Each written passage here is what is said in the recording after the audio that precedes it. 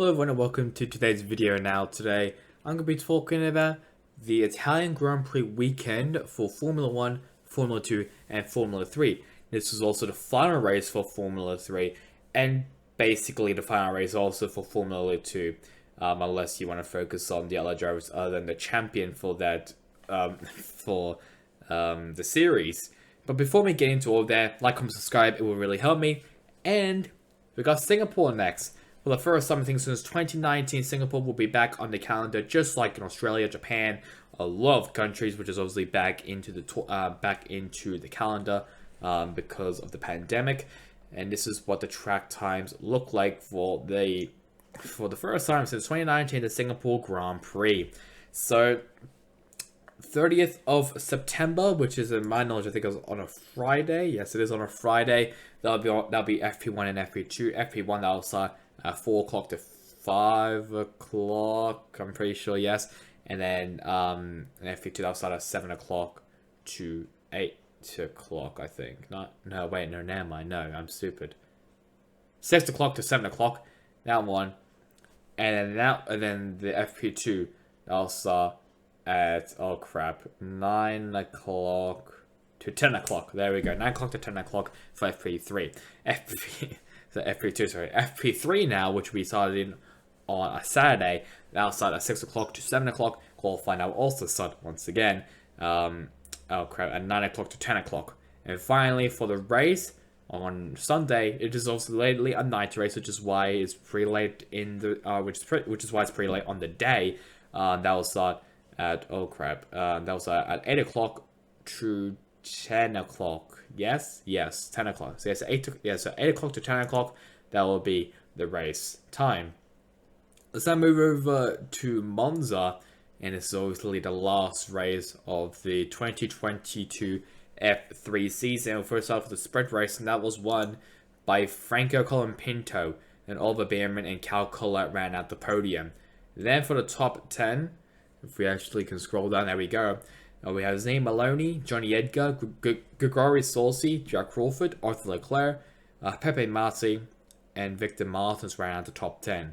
And then we have for the top 20, which I'll just do once again, we have Kushmini, Roman Stanek, Juan Manuel Carrera, William Alatalo, Ido Cohen, Federico, I think it's Federico Malavesti, Francesco Pizzi, Brad Benavides, Rhys Isushima, and Enzo Trulli ran out the top 20.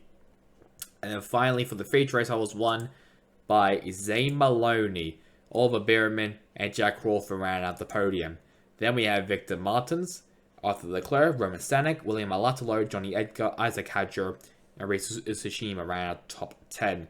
Then for the top 20, we have Zach O'Sullivan, Ido Cohen, Kush Miney, Brad Benavides, Franco Colapinto, Francesco Pezzi, Hunter Yanni, Federico Malavesti, Laszlo Toth, and Cal Collett ran out the top 20. Now, something interesting about this race is that it actually ended red flag after a crash between Kush Miney and Brad Benavides. That was exiting Lesmo 2.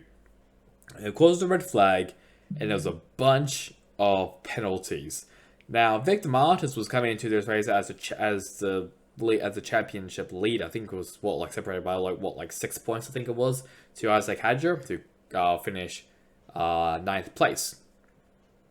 There's a bunch of track limit penalties being given out. Victor Martins was actually one of them, and did look like he actually lost the championship mathematically, I think.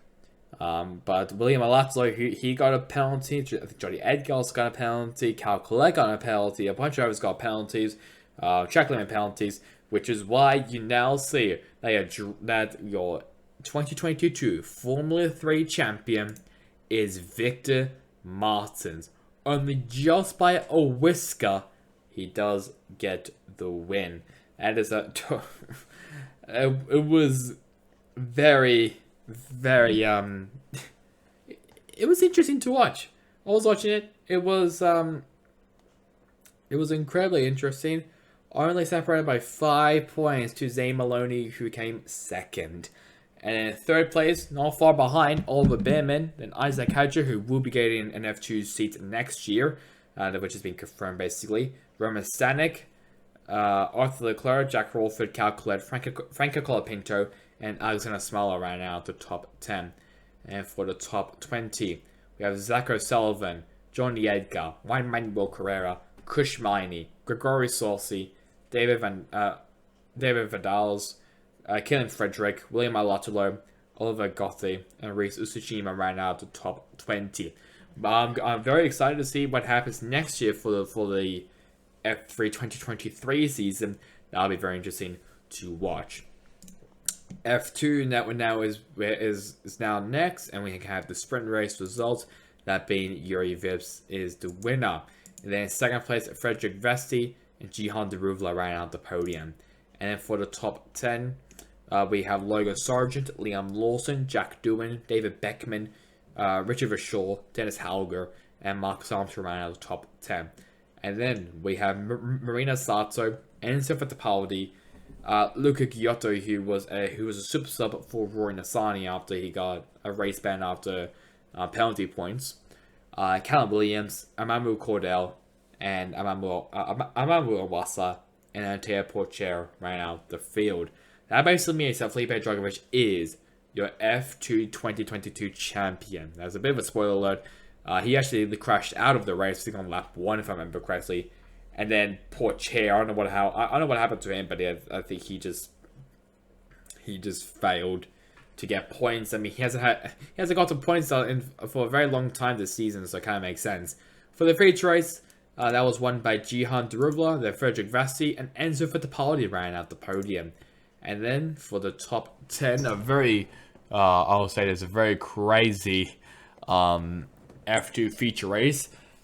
For fourth place, that is Halger, then David Beckman, Felipe Drugovich, Amamu Cordell, Clemens Novalak, Richard Verschoor, and Yuri Vips ran out the top 10. Then Marina Sato, Marcus Armstrong, and Liam Lawson ran out the classified finishes.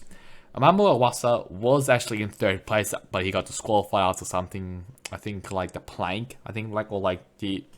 It was something about the undercarriage of the car. Something about that was illegal, so he got disqualified. A lot of drivers retired from like the very start. Like Porcher was one of them, Giotto, Boschang, Doohan, Sargent. A lot of drivers basically failed to finish from the first lap. Callum Williams also another one who crashed out in a Scari. So yeah, a lot of drivers crash out of this race. Which is why you see now 13 classified finishers. I mean, originally 14 with Awasa, but 13 classified finishers. Now, just like I said, the driver standings, Felipe Drugovich basically won the championship. He was just so dominant throughout this whole season. And there's also rumors that he might be joining Aston Martin as a reserve driver, which will be very interesting to watch. Well, to actually see if it actually happens. In second place, Teo Porcher, then Logan Sargent, Jack Doohan, Gian Deruvla, and Fittipaldi. Look at all those drivers. Doohan to Fittipaldi tied for fourth place with the same points, 126. My lord. Then in seventh place, Liam Lawson, Frederick Vesti, Mamu Awasa, and Yuri Vips ran out top 10. Then for the other drivers, Dennis Halger, Marcus Armstrong, Richard Verschoor, Clemens Novalak, Ralph Boschank, Jake Hughes, David Beckman, Rory Nissany, Roberto Meri, and Amamu Cordell ran out of the top 20. Then Ollie Codwell, Marina Sato, Callum Williams, Sembolo Gabasti, Luca Giotto, Tatiana Calderon, and Lermson Deli ran out all of the 2022 F2 drivers. Now let's go over to the most important one, which is F1. And guess who won that? I mean, take a wild guess. Wow, it was Max Verstappen. Wow, who saw that coming? Absolutely no one. Then in second place, Charles Leclerc, George Russell, Carlos Sainz, Lewis Hamilton, Sergio Perez, Lando Norris, Pierre Gasly, Nick De Vries, I'll get to him later, and Zhou Guanyu ran out of the top 10. Then we have Esteban Ocon, Mick Schumacher, Valtteri Bottas, Yuki Tsunoda, Nicholas Latifi, Kevin Magnussen, and then for the non-classified finishers, that being Daniel Ricciardo, Lance Stroll, Fernando Alonso, and Sebastian Vettel. The Monza curse continues as Ricciardo, who obviously won last year, retired this year, and we'll see if Verstappen also gets hit with that Monza curse. Perez got the fastest lap of the race, while Nick De Vries was actually driver of the day after scoring points on his first ever race in F1. He actually qualified also really well as well. I think he qualified like 13th if I remember correctly. But because of all the grid penalties that happened, he got promoted, I think, up to 9th place, and he actually stayed there. So, good job by good old Nick De Vries.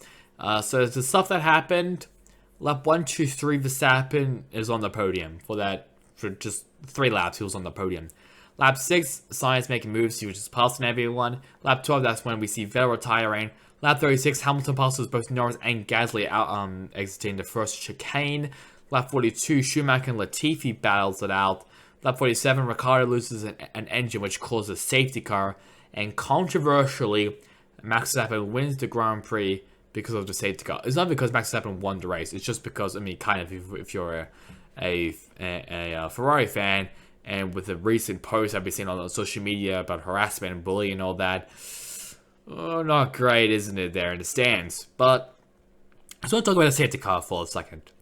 So, obviously, Ricciardo loses an engine, and that was like on the, I think it was on the, it was either on the DRS straight, or it was a straight coming to Parabolica.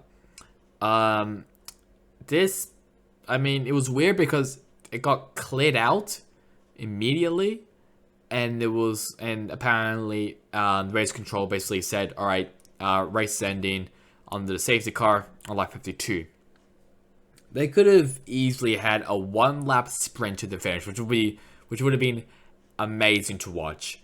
So I'm a bit disappointed, I'll be honest. I don't think that should have really happened. I think it's pretty stupid what they did as well. I'm not happy with our race. With our race control did that. I think they should have left it. Maybe even have a 1-lap dash, because it was actually all clear. And the drivers as well saying it was all clear.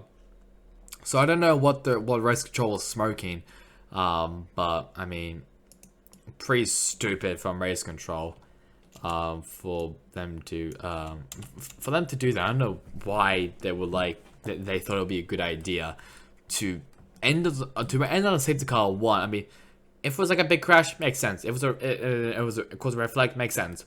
But the hazard being Ricciardo's car was cleared immediately.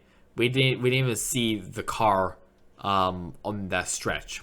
So I don't really understand why they had to keep the safety car out for it. But I mean, it is what it is. It's racing. The FIA are kind of sometimes really stupid. Let's now have a look at the driver's standings. And basically, Verstappen is running away with this championship, and I won't be surprised if he wraps it up like in like Japan or something. He has that massive gap against Leclerc. He can legit retire on all the races. He legit has a choice of not even being in any of the races in like the next couple races, and if Leclerc finishes in first place and whatever, Verstappen will still be champion. That's how dominant he is currently this season. And the second place, we got Charles Leclerc, then Sergio Perez, George Russell, Carlos Sainz, Lewis Hamilton, Lando Norris, Esteban Ocon, Fernando Alonso, and Valtteri Bottas found as top 10. Also, the Ferrari livery were basically minions. There was a bunch of minion memes about the Ferrari overalls, and it kind of did look like minions. So, oh boy, I don't know why they would put yellow there out of all races. I don't know why they decided to have a special livery with yellow on it, but whatever. In 11th place, Pierre Gasly, Kevin Magnussen, Sebastian Vettel, Daniel Ricciardo, Mick Schumacher, Yuki Tsunoda, Zhou Guanyu, Lance Stroll, Alexander Albon, Nick De Vries getting his first points of his F1 career, and then he's in front of Nicholas Latifi and Nico Hulkenberg. Now, obviously, there are bunch of rumors about where Ricciardo's going to go, a bunch of rumors that if Latifi's gone, is De Vries going to be in it, Sargent probably could be in it, Schumacher might be in it. Is Ricciardo going to go to Haas? Is he going to go to Alpine? Is he going to be a Mercedes reserve driver? We'll see what happens. Now, obviously, I will be making the teams list video when, obviously, next year. and obviously when we're coming out to Bahrain. But that's really about it for the Italian Grand Prix. Just a reminder that the next race weekend is at Singapore, so it's just a Formula 1, no F2 or F3. F3's season is basically over. F2, they'll be back in the last race of the season being in Yas Marina. So that's really about it for me. Hope you guys enjoyed it. Catch you guys on next time in the next one. Goodbye.